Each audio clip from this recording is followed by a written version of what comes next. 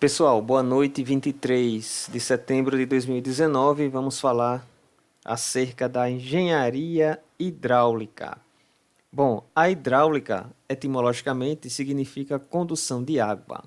Podemos ainda falar que ela trata-se, né, de um conjunto de técnicas ligadas ao transporte de líquidos em geral e da água em particular.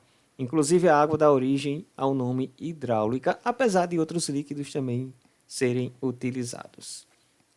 Do ponto de vista acadêmico, educacional, ela é uma área da engenharia que vem da aplicação de outra área mais abrangente, mecânica dos fluidos, para resolver problemas ligados à captação, armazenamento, controle, transporte e uso da água.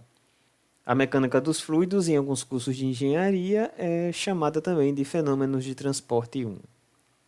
Como é que ocorreu?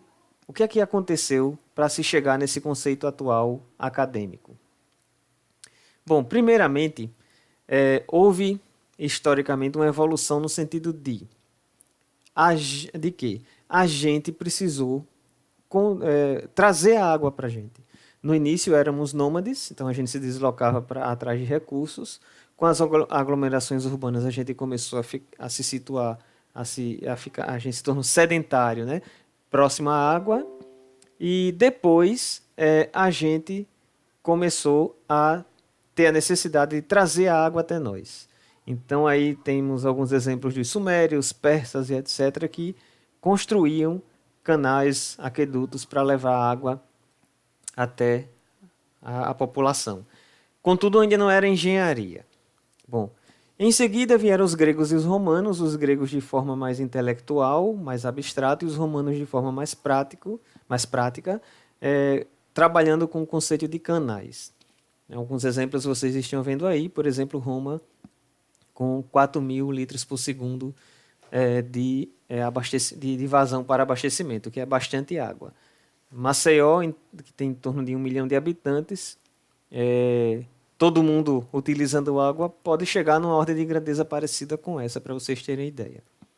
Bom, aí na Idade Média, do ponto de vista do Ocidente, houve pouca contribuição. Aqui a gente não está falando do ponto de vista do Oriente, né, nem da África, mas só do Ocidente, da Europa, basicamente.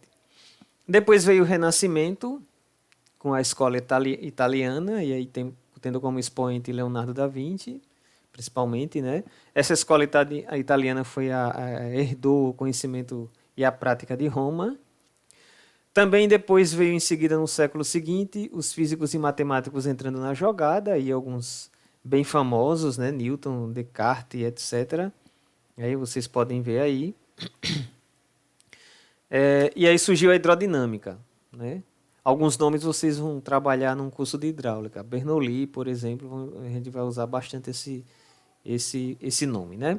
No século XVIII surgiu a hidráulica moderna, então começou essa divisão que veio desde o início da escola italiana com a escola francesa.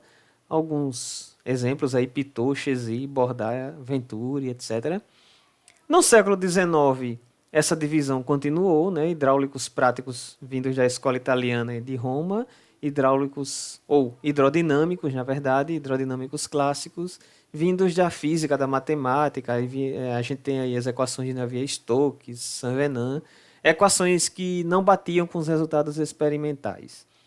Os resultados experimentais também evoluíam, conceitos de turbulência, né, resistência a escoamento, perda de carga, etc. Tá? Essas equações de Navier-Stokes e Saint-Venant que vocês veem no curso de Mecânica dos Fluidos ficaram adormecidas até o século XX. No século XIX e início do século XX, houve uma primeira tentativa de unificação da parte hidrodinâmica com a parte prática, a partir do conceito de camada limite. Alguns dizem que aí começou o que a gente chama hoje de mecânica dos fluidos. Vieram vários conceitos aí que ajudaram, inclusive, a surgir, fizeram com que surgissem as fórmulas que a gente utiliza hoje para dimensionar condutos. No século XX, então, surgiu uma coisa chamada métodos numéricos e junto dele, os computadores, né? Computadores se tornaram mais acessíveis e mais potentes, de modo que aquelas equações que eu falei que ficaram adormecidas foram retomadas. E a gente hoje pode fazer modelagem em grande quantidade de casos na hidráulica, tranquilamente em um PC. No contexto atual, então, nós temos a hidráulica sendo aplicada em recursos hídricos, construção civil, saneamento, engenharia ambiental, sedimentação, né, mecânica fluvial, engenharia agrícola, indústria e outros que eu nem citei aí. Né? Então foi assim que nós tivemos esse conceito de hidráulica como um desdobramento da mecânica dos fluidos, que por sua vez é um desdobramento da física. Do ponto de vista formal, numa universidade, a gente primeiro vê física, com os estados, né, os 3 estados que a gente conhece, sólido, gasoso e líquido. Depois a gente tem a mecânica dos fluidos, ou fenômeno de transporte íon com líquidos e gases, e depois a gente particulariza para a água, na verdade para líquidos, com a hidráulica. Do ponto de vista de desafio, ainda temos muito a fazer na questão experimental, mas isso vai sendo superado com o melhoramento de equipamentos, de aquisição de dados em laboratório, ao mesmo tempo que o desenvolvimento cada vez maior de computadores mais potentes do ponto de vista de processamento e capacidade de armazenamento torna possível tanto a aquisição de dados melhorada na questão experimental, quanto também a abordagem de problemas mais complexos com teorias da turbulência, as equações de Navier-Stokes sendo utilizadas diretamente, etc., né, na modelagem computacional. Desculpa. E aí a gente pode unir as duas coisas. Por exemplo, nessa foto vocês estão vendo um conduto forçado, onde a gente mede pressão em cima e embaixo, ou seja, o efeito integral, né, na estrutura, mas decorrente do detalhamento do escoamento no seio do fluido. Esse detalhamento do escoamento no seio do fluido pode ser obtido através de modelo matemático, com simulação via métodos numéricos, né, modelos computacionais, e aí a gente descrever, tentar entender as causas que levaram a surgir, por exemplo, as pressões medidas por esses equipamentos que estão na base e no topo. Então é uma união das duas coisas, né? Modelagem física, modelagem computacional. A hidráulica no dia a dia, vocês estão vendo nessa foto um canal projetado, por isso que ele está tão bonitinho, né? Um canal natural não costuma ser assim. Esse canal especificamente é na cidade de São Carlos, São Paulo, e ele é um canal adutor de uma pequena central hidroelétrica. Aqui um sistema muito comum que vocês vão lidar com eles, um engenheiro civil, engenheiro ambiental e sanitarista podem trabalhar com estruturas prediais, né? Então você tem 2 reservatórios, um inferior e outro superior, os 2 submetidos à pressão atmosférica, as diversas conexões, curvas, bombas, válvula de pé, crivo, etc. Né? A gente tem aí o caso de um vertedor, você tem uma casa de força, né, associada a barragem, e quando a água vem em excesso, ela tem que sair por uma estrutura projetada. Então vocês aprendem a projetar um vertedor. Tá? Então a água sai, o excesso de água nessa barragem sai por essa estrutura hidráulica chamada vertedor, de verter. Tá? Um canal urbano em estado meio natural, meio artificial, né? Ou seja, ele não está concretado, não está retificado, mas tem ação do homem aí com lixo, retirada de areia, etc. Né? A margem erodida ali, vocês estão vendo, restos de palha, de desmatamento. Isso aqui é num riacho aqui em Maceió. Outro canal urbano, agora esse projetado, provavelmente era um rio que se tornou um canal projetado, com margens projetadas com grama na parte do canal, com plantação de algumas árvores. Então aí em função do nível da água você tem níveis de obstrução diferentes do escoamento. Aí é na cidade de São José do Rio Preto, em São Paulo.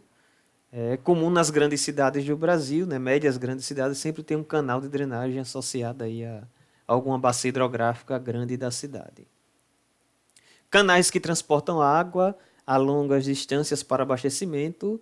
Esse, no caso aí, é o Canal do Sertão Alagoano, que é uma transposição do São Francisco, mas que não é nem muito falada. Mas aqui em Alagoas, esse canal é uma das maiores obras da história desse estado. Então é um canal que, quando estiver pronto, levará 32 metros cúbicos por segundo a uma distância de 250 quilômetros aproximadamente. Pega a água do Rio São Francisco. Aqui é um canal urbano juntamente com um conduto forçado de abastecimento de água. Então você tem as duas coisas aqui, né? Um canal e um conduto forçado. Esse canal, ele na verdade é a passagem da água que vem de um bueiro, ó. Nessa próxima foto você tem um bueiro. Tá? O bueiro é uma estrutura de passagem de água. Geralmente ele é construído quando você interrompe via construção, geralmente de uma estrada, né, de uma rodovia, você tem que construir alguma estrutura para aquela rodovia não obstruir o rio. Essa estrutura de passagem é chamada bueiro. Também tem um caso aqui, ó, no sertão, ainda no canal do Sertão de Alagoas. Só um detalhe, né? Essas duas fotos anteriores são na cidade de São Carlos. Agora aqui voltando para o canal do Sertão Alagoano, você tem também um bueiro, porque o canal teria que passar por essa rodovia e eu não posso nem interromper o fluxo na rodovia, nem interromper o canal. Então eu construo um bueiro e vocês estão vendo o resultado. Em algumas partes do canal do Sertão ele não é um canal, é um conduto forçado. Aí são questões econômicas que ditam, que fazem com que a parte de engenharia decida projetar um canal ou um conduto forçado. Mas em alguns pontos do canal do Sertão de Alagoas você tem, na verdade, uma estrutura que trabalha sob pressão. Instalação predial, né, de água fria. A gente utiliza as equações da hidráulica aqui também, para dimensionar todos esses condutos que chegam às instalações que você precisa na sua residência. E quando você usa a água suja tem que ir para algum canto também, né? Então estão vendo aí ó, os ramais de descarga, ramais que vêm da lavanderia, da pia, do banheiro, a caixa sifonada que recebe a água da pia, essa água vai encontrar a água que vem do vaso sanitário, etc, né? Aqui é um conduto forçado de uma hidrelétrica, a hidrelétrica de Xingó, aqui em Alagoas. Cada tubo desse, se eu não me engano, tem uma capacidade de 500 metros cúbicos por segundo. Bastante água. Aqui há fotos da hidrelétrica de Belo Monte. Você tem na foto à esquerda alguns condutos forçados ainda em construção, outros nem começou a construção e outros já construídos. Os da direita estão construídos. A turbina do tipo Francis, né? E vocês estão vendo aí na figura abaixo à direita, para vocês terem ideia da ordem de grandeza, uma pessoa, estão vendo ali? A água, quando é utilizada na barragem, ela sai por baixo, por onde essa pessoa está aí. Ó. Ela volta para o rio por esse canal de fuga que está aí. Vocês terem ideia de quão grande é essa usina hidrelétrica, né? O Rio São Francisco, aqui em Alagoas, ó. Então é um canal, né, que tem diversas condições em função do nível da água. Um conjunto motobomba de um condomínio que é usado para irrigar um pomar. Então é uma coisa muito simples. Eu trouxe aqui a foto de propósito mesmo, que é uma coisa até meio rudimentar. Mas para vocês terem ideia como é bombas, né, de um conjunto motobomba. E uma bomba que na verdade é uma bomba manual. É aqui na praia de Sonho Verde, aqui em litoral norte de Alagoas. O pessoal toma banho de mar, depois quer lavar as mãos, tirar o sal, aí manipula essa manivela que com variação de volume faz a água sair, né, por esse pequeno duto aí. Ok? Então tem tanta coisa que eu poderia mostrar para vocês de foto da aplicação da hidráulica nas nossas vidas. Por exemplo, calha de telhado. Rio Amazonas, enfim. Mas eu vou ficando por aqui. Ok? Muito obrigado.